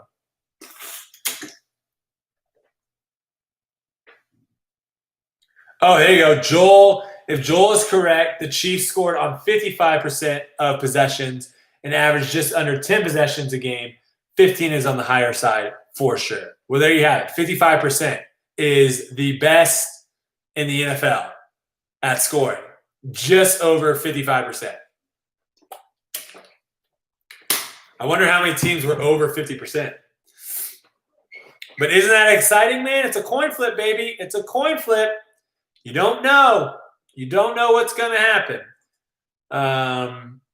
Visibility is the main issue with the OB ropes currently. Yeah, for spectators and for players. All this talk is making me want to play. Well, that's what it's all about, man. At the end of the day, there shouldn't be this like, oh, you want to do this and you want to do this and There's too much of that, man. There's too much. We need to all be open to other people's suggestions. And honestly, the way for a sport to really grow, because everyone keeps talking about let's grow the sport, is for it to be open to new ideas, for new ideas to come in and you try it out. And if it doesn't work and it sucks, don't do it again. Try something different. But if we keep doing the same things that we keep doing and we're just like, hopefully something sticks and something happens, that's not a good way of doing it. You got to have new ideas. And am I saying every single one of my ideas is going to solve the problem? No, absolutely not. Some ideas might be absolutely disgusting. It might be absolute trash. But to not even have a discussion, to not even be open to some of them, the sport's never going to grow. It's just going to stay the same. Or there's just going to be small changes. I mean, you want to talk about something crazy right now? I'll go crazy right now on you guys. You ready? I'm going to drink some water. Let me know if you want me to go crazy right now.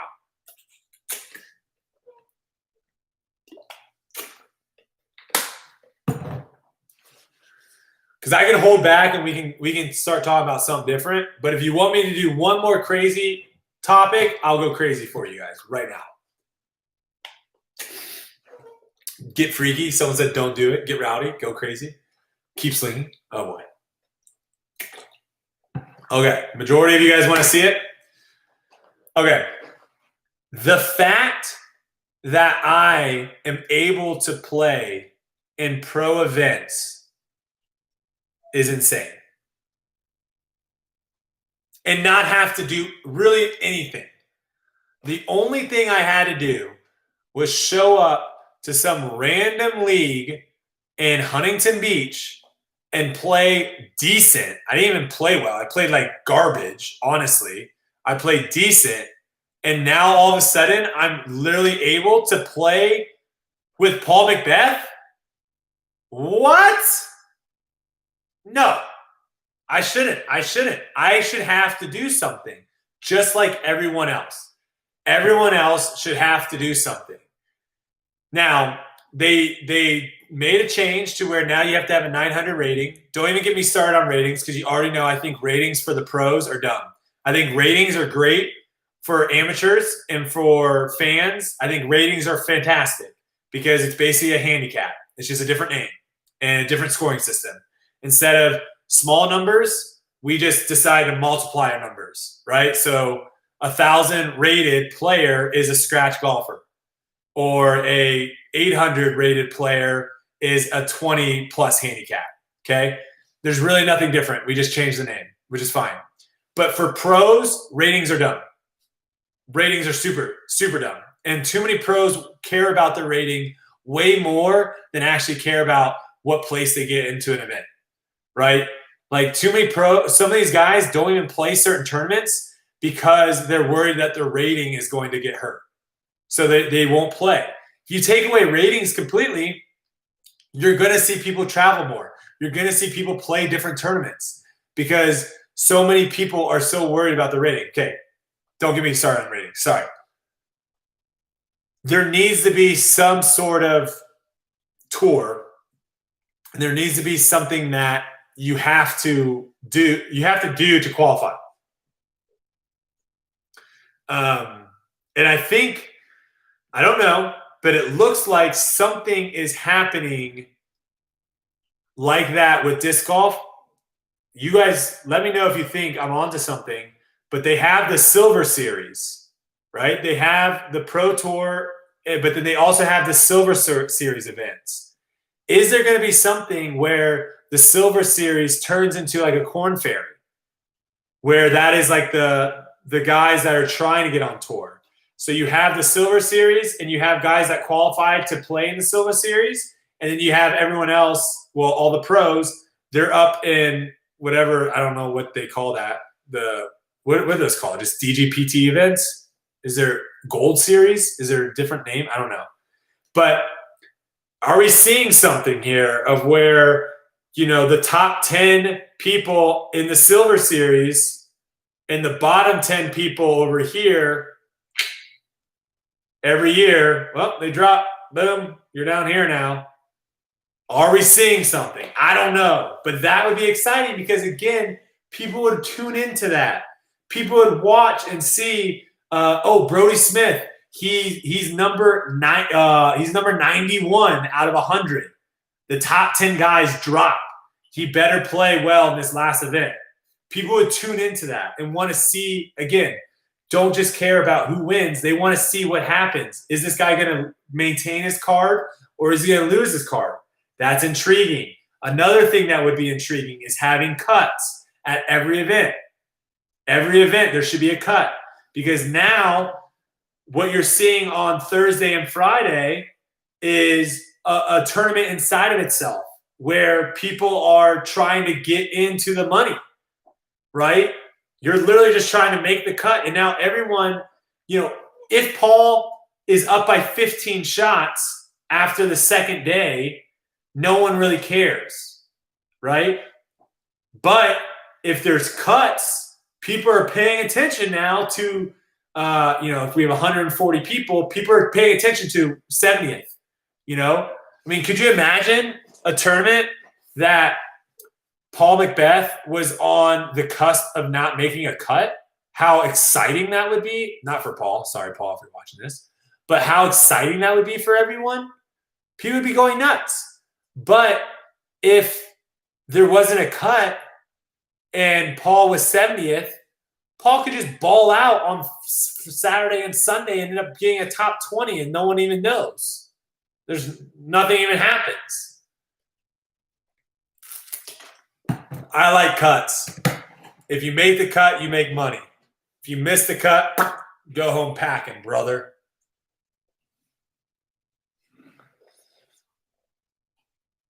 The issue is they don't show the middle of the pack or on Disc Golf Network or Jomez or anything. They would have to. The fans would be demanding it.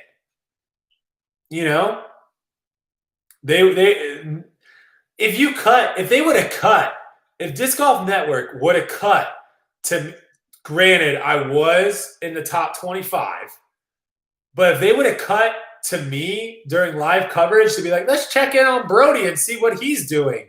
Oh, he's 15 shots back of our lead card, but let's see what he's doing. No one wants to see that. That's like the Tony Romo. When Tony Romo goes into a golf event and he's 20 shots back and you're seeing every single one of his shots. Now, granted, they're doing that because a lot of people are tuning into that golf event to watch Tony Romo. But is that, as of right now, is that good? Probably not. But if there was a cut and I was trying to make a cut and everyone knew that, now people are going to be interested. Is Brodie going to make this first cut? Is Brodie going to make his – that's a storyline. That's a storyline.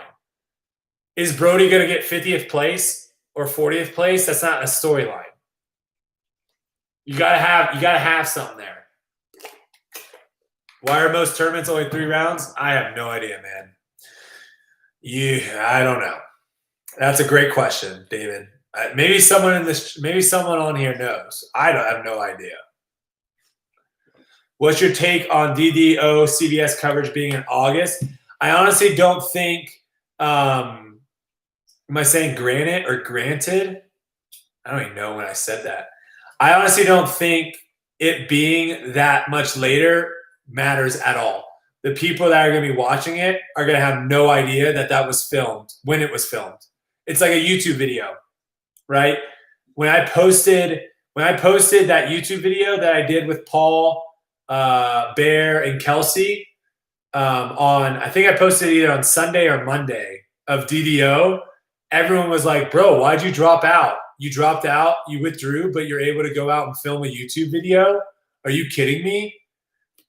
When you post something, people don't think. They just assume that was happening right then and there. They don't realize that could have been filmed a long, long time ago. That was filmed a week before we even got to Emporia. So I don't think it being shown in August matters in the sense of that I think it matters because in August, some other sports might be coming up. And so there's going to be a bigger competition with other sports happening where right now, besides UFC, there's really not many sports are being talked about. Oh, the trick shot video. Yeah, the trick shot video was filmed so long ago. That was a good point. But I think the big issue though is the timing. I don't think it's at a good time. I want to say it's at 11 p.m.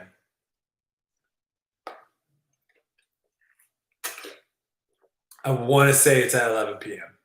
Someone could correct me, but I feel like it's at 11 p.m. And that's an issue. I don't know how many people are going to be tuning into. Now, if it was on CBS at 11 p.m., I thought they said no late night or early morning. I would love to see more info on it. I'm 18 minutes behind. Are you guys still talking about course difficulty? No, we aren't, Fiasco, when you get to this. It was just, okay. People getting mad at having to pay for DGA makes no sense to me. I have something to say about that. I think we shouldn't be getting commercials if we're paying. That's my I would say that's the one thing that they need to figure out. If you're paying for a pay-per-view, you shouldn't have commercials.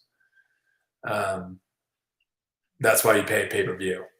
So I think that's something that they need to maybe figure out. Because I think just watching it, I was like, wait, why am I getting shown commercials all the time? What the heck? I'm paying for this.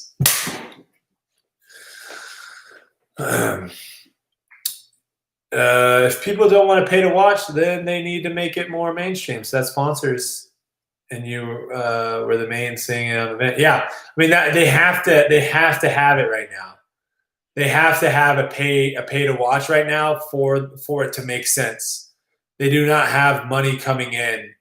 They don't have money coming in, so the money a lot of the money that's coming in, they're not pocketing it. It's going right back into making the coverage better, or at least that's what I'm assuming is happening. So until big money comes in, that's just what. If you want more disc golf action, that's what you're going to need. Are you guys getting more foundation chalk pads? We are working on it. Brodie, you mentioned the commentators on the DDO during the live stream with Paul. How do you feel about it being big, sexy for the CBS coverage? We talked about this a little bit, I think, with Paul.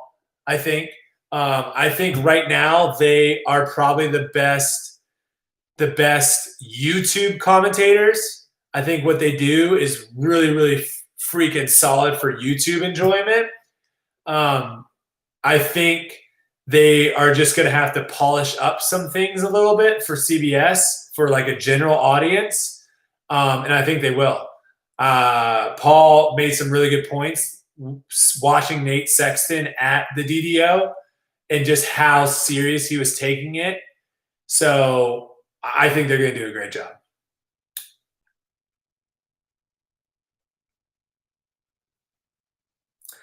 I don't know what their viewership was for the paid. I know they had over 22,000 concurrent viewers for Sunday when it was free. I don't actually know how many people are paying for the subscriptions. Commercials and advertisements are their money. There should be coverage for both paid subs and non-paid. Exactly. On Sunday, there should be an option that if you paid, you don't get commercials. Oh, they have 10,000 people signed up? So what is that, 80 grand? 90 grand? I guess that would be, right? I think that's 90 grand. I mean, you might think to yourself, holy crap, 90 grand is a lot of money, but it's expensive, man.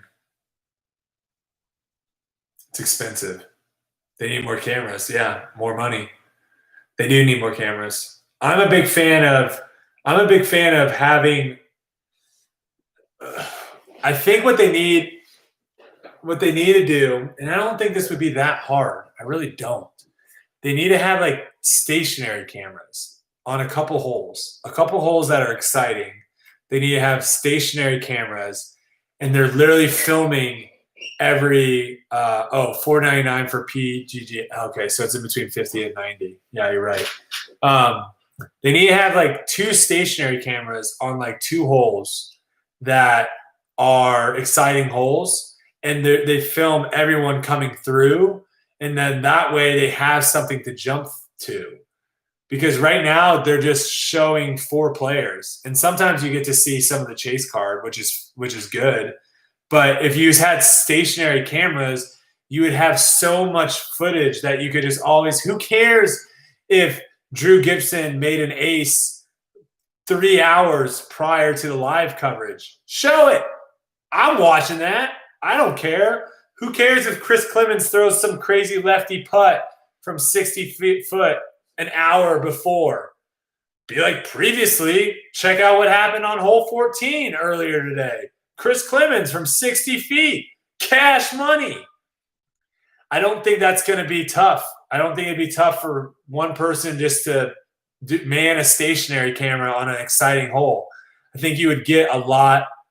I think you would get a lot of extra footage, and then you wouldn't have, because right now they have the hard part right now is they don't have a lot of footage of actual stuff happening, and then you have the commentators feeling like we got to talk about something. We can't just like sit here and not say anything. So it gets, watching from a golf tournament to a disc golf tournament, you can kind of pick up on those things. But like I said before,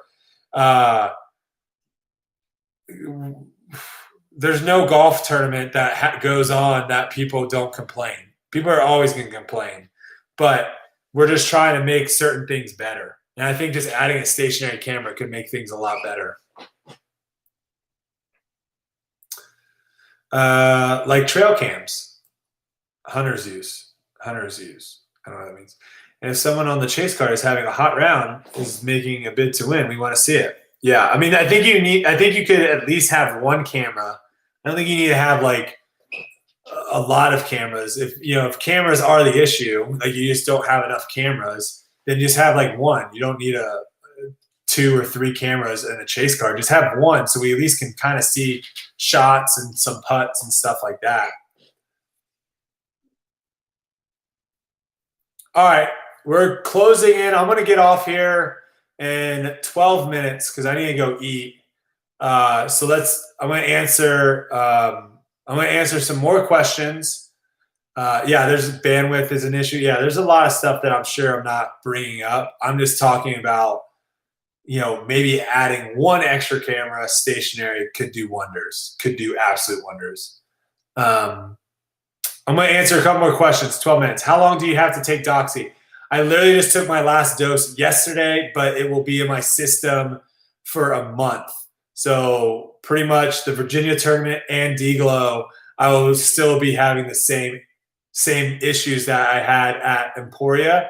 So I might go. You might see your boy in pants and a long sleeve and an umbrella. Just saying. Could be dark horse. What's your go-to disc right now? What are you working on currently? And what's the most underrated disc in the Discraft lineup? My go-to disc right now on short courses is obviously my Get Freaky Zone. On longer courses would probably be my Meteor. And then what are you working on currently? I'm working on my forehand drives with fairway drivers and drivers. I did not have a forehand drive with those discs a week ago, and now I feel like I'm getting closer and closer to actually being confident in throwing those. And the most underrated disc in the Discraft lineup, easily the Glow Nuke SS, easily. And I'm gonna probably try to push a lot of people towards understable discs because I don't think people are throwing understable discs, and I don't know why. it's especially if you come from ultimate, throwing understable disc is such a more natural transition over. And if it's the only thing is if it's windy, you can't really throw understable discs. If it's windy, you can't do it. But if it's not windy, like today, it was like 7 to 10 mile an hour winds. You can get away with it. If it's over 10, you probably can't. So maybe that's why. But I just don't think. I think everyone comes in and everyone just talks about all these overstable. And if you go and you look at the flight chart of Discraft, I'm gonna let you out here in a second. Hold on, little baby. Hold on. I think I have the flight chart. Let me do Discraft 2020 flight chart. And this is the same for every disc company right now. It's not just Discraft, it's literally every disc company. I'm looking at the 2020 flight chart right now. The only disc they have that has a -1 or like a negative number, which basically means like it's an understable disc, a super understable disc rather, is the Soul, the Meteor, the Glide, the Archer, and the Stratus. Those are the only ones. And then when you look at the drivers, the only ones that are somewhat, I mean, these are understable, I would say. But you got the Crank SS, the Avenger SS, the Thrasher, and the Heat. So out of their whole lineup, they only really have 9 discs. The comment's pretty straight. Oh, Kelsey's calling me. Hey, I'm doing a live stream and I'm gonna be finished in 9 minutes. Let me give you a call after that. Okay. Love you. Bye. So yeah, the Hades. Yeah, the Hades isn't on here. That's also understable. Yeah. But you can see Nuko S, Zeus, Force, Machete, Flick, Predator, Raptor, Onyx, Punisher, Malta, Drone, Vulture, Surge, Nuke, Crank, Undertaker, Wasp. I mean, there's so many more overstable. So it makes sense. But I want to try to get people more on the understable train because I definitely think, especially newer players too, it's easier. It's way, way easier to throw understable versus overstable, I think personally. And also it'll help your form out a lot. You can't really get away with crappy form where the overstable kind of helps you with that. But then I still think top players, and this is one thing that stop. This is one thing that I'm hoping to show either this year or next year, that if I can turn myself into a top player and start throwing some understable disc around and doing things that other people aren't doing, I think that will open a lot of people's eyes. So we'll see. But yeah, I love throwing that. Good question. All right. We got 6 minutes. What we got? When is the scuba disc coming out? Work in progress. You can't rush anything. Isn't Mantis understable? Technically, by the flight numbers, it's not.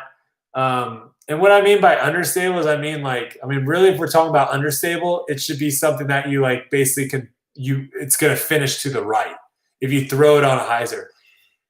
And we can go down this rabbit hole too. There's a lot of people that will throw something and be like, oh, this is super overstable. What the heck? And it's like, well, yeah, it's because how you threw it. Until we have a robot that literally can, shoot out a disc with the same RPMs, the same angle, the same launch, all that stuff. Until that someone creates a robot that does that, it's very, very difficult for non-pros to throw a disc and to really judge it right away, because your throw could have just been trash. That's why for me it was so hard at the very beginning when my consistency, and even now my consistency isn't great, but I've at least thrown enough to know when I made a bad throw and when it's the actual disc. So I think that's tough for some people that just aren't very consistent. They might throw a disc one time and be like, this disc sucks. What the heck? This disc is so flippy. And it's like, well, you kind of just launched it over into the ground. Of course, something to think about. As soon as you throw any amount of turnover, the shot becomes much more finicky. There are studies that show 1 degree of release angle error on a turnover lands way further offline than a hyzer. All right.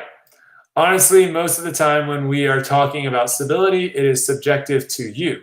An Avenger SS is super unstable to Paul, but to a newbie, it's overstable. That's very true as well. Very true. Arm speed plays a huge, huge factor. Also, if you watch Paul, he never really throws anything on a crazy hyzer. Crazy hyzer. So if I'm throwing, I wonder if I can pull up. Let's see here. Brodie Smith Ultimate Frisbee Throw. I wonder if I can pull up like a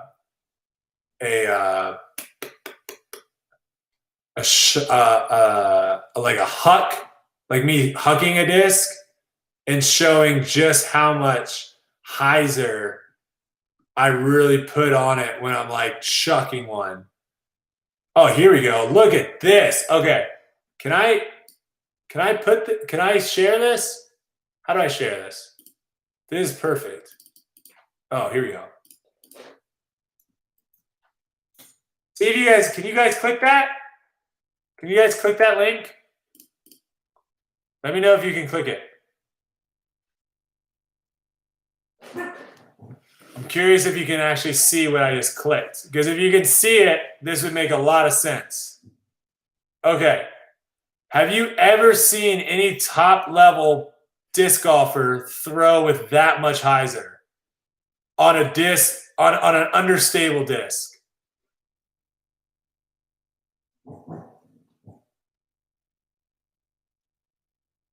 And also my arm motion on this is like super low to high. It's not like a flat motion. It's like super low to high hyzer.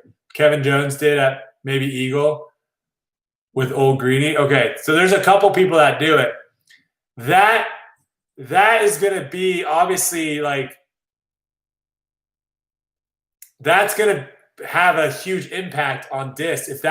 If you're able to adjust the disc that much, throw that much hyzer or throw this much anhyzer, that's going to have a huge impact on it. So if you're throwing like, for example, if you're throwing like a Avenger SS and it's super, super flippy and you're like, I'm just flipping this and it's turning into rollers. Well, it wouldn't if you threw it like that, right? If you threw it like that, it would have flat, turn, and then finish. It was still finish left. So I think it's might open up the game a little bit. Might open up the game a little bit.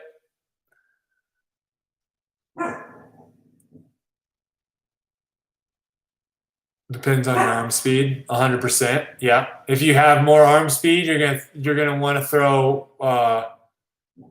You're gonna want to throw with way more hyzer if you don't want to throw a roller. Thanks for taking the time out of your day for us. Heck yeah, Tony, no problem, man. Want to hop on to say what's up to the Discord peeps. I'm pretty sure everyone in here is just a Discord peep, which is pretty dope. I didn't post this on literally anywhere but Discord. So everyone in here is Discord. So I appreciate all you guys joining the Discord, and I don't know how many times I can say Discord.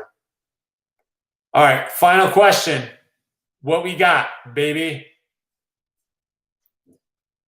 I want to pick Yuli's brain about understable disc. We need to get Yuli on grip locked. Yuli would be phenomenal on grip locked. What are you huffing about? Come on now. Discord those zebra cakes. All right. I don't really see any other. You guys need to go to the bathroom? Is that what the situation is? All right. Need more pros in Discord. UFC main event. Okay, here we go. Predictions. Perfect final question. Perfect final question. UFC 251 predictions. This is what I got. I'm pulling them up because I sent them out to Ben and Paul earlier. Where is my chat with Ben and Paul? Ben and Paul. Where the heck is it? Don't you hate it when you're trying to find a chat and you can't figure out where the flip it is? Here we go. Predictions. All right, here we go. I got Ribas winning in a decision. I got Rose winning in a decision. I got Jan winning by TKO. I got Max winning by decision.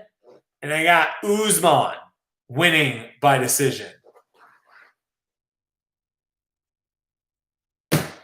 Let me know over in the UFC chat what your predictions are. Post your predictions in the Discord UFC chat, and let's get freaky. Guys, thanks so much. This was awesome. Again, reminder, tomorrow we are doing the Foundation versus the Nation. If you're interested in it, check that out. Should be a great time. We're going to be filming. We're going to be filming the feature card. We got tons of stuff coming up, insane amount of stuff. Crazy new drops coming as well. So stay tuned to the store. You never know what's coming. But yeah, this was fun. Let's do it again. And I'll see you guys on the flip side. Don't tell anyone about this Dark Horse channel now. All right. Goodbye, everyone. Keep slinging them discs. I'm out. Got it. These dogs are about to poop their pants. I got to take them out. About to poop their pants.